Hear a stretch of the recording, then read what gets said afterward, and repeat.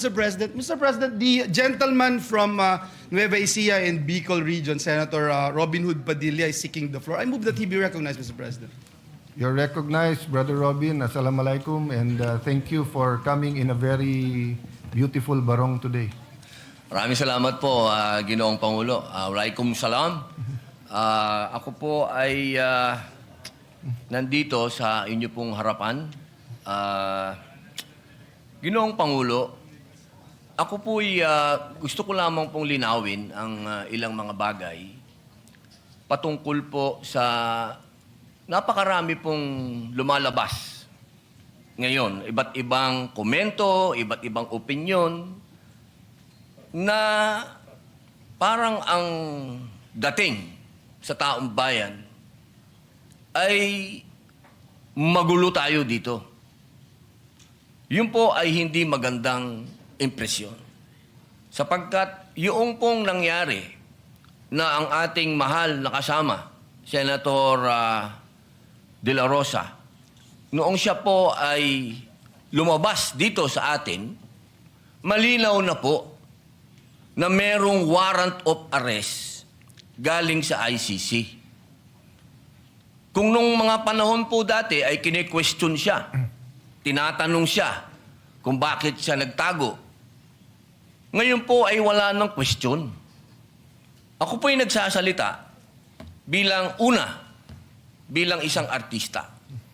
Sapagkat ginawa ko na po ang mga buhay ng mga magagaling na tao. Katulad po, nung ginawa ko ang buhay ni Senator Lacson, yung 10,000 hours, pati po yung kanyang pagtatago, yun po ay sa kadahilan ng may prinsipyo siyang pinaglalaban. At ganoon din po, nung ginawa ko ang buhay ni Senator Bato de la Rosa, may pinaglalaban na prinsipyo itong taong ito. Hindi siya kriminal. Ang napakapangit po na impresyon na binibigay, parang tayo dito sa Senado ay nagtatago tayo ng kriminal. Wala pa pong kriminal dito. Wala pa pong napapatunayan dito. At higit sa lahat, Ginoong Pangulo, ngayon lang po natin napatunayan na tama ang sinasabi ng ating mahal na kasama na may warrant of arrest sa kanya ang ICC. Kaya dito po sana, Ginoong Pangulo, nabubura na yung sinasabi na siya'y nagtatago ng walang dahilan. Yun po yung sana ang maging maliwanag sa taong bayan na meron din po tayong adopted Senate resolution.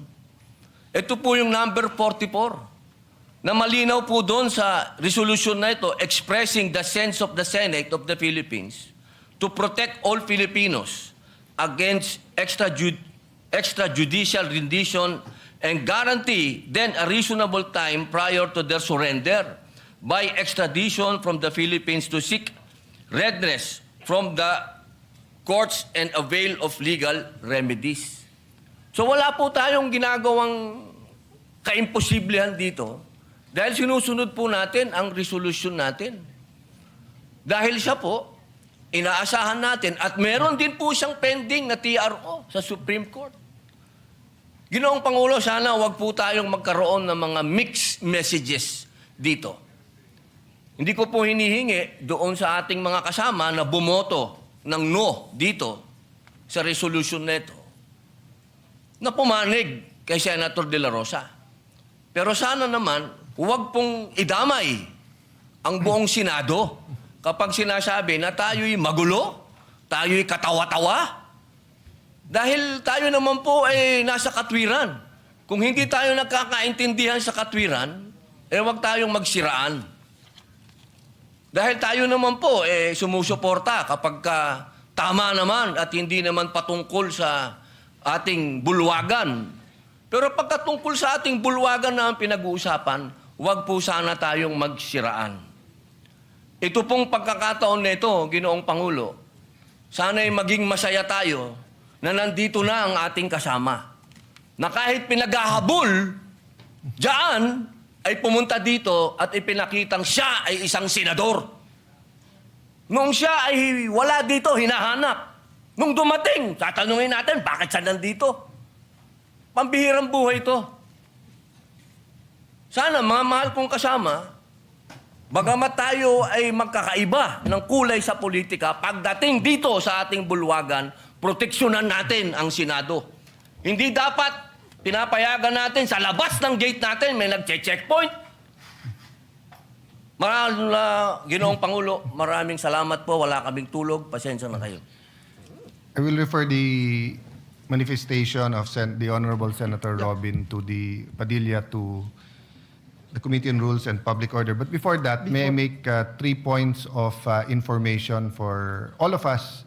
Before that, an appeal sa lahat ng naka-video kagabi, whether dito sa labas ng session hall, whether dyan sa baba, dun sa ginulpi na member ng ating Office of the Sergeant of Arms, or dun sa labas, please volunteer and submit your video because we agreed with the NBI that they will conduct a fact-finding.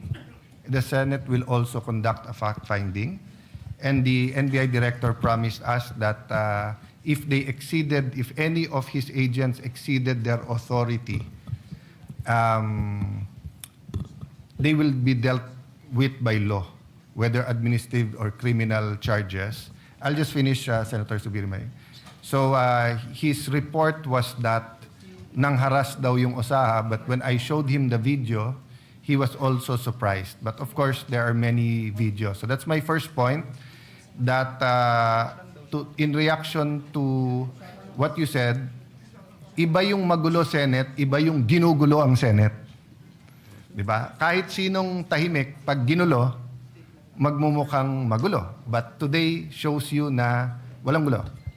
Number 3, I think that is the inherent weakness of social media versus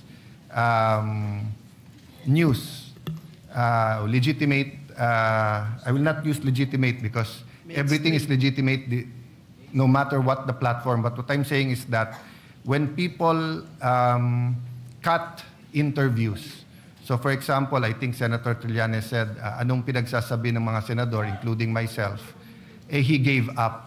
But if you look at my whole interview, ang sinabi ko, ang naging tradisyon at nirerespeto to ng kahit na pinaka mabibigat or pinaka mga administrasyon na inaccused ng paggamit ng kamay na bakal, ay nagko-coordinate first bago nila i-serve ang warrant dito. Number 2, we allow the senator to exhaust all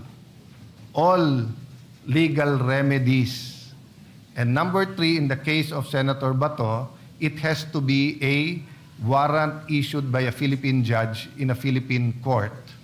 And still, he has to be given the right to exhaust all his legal remedies.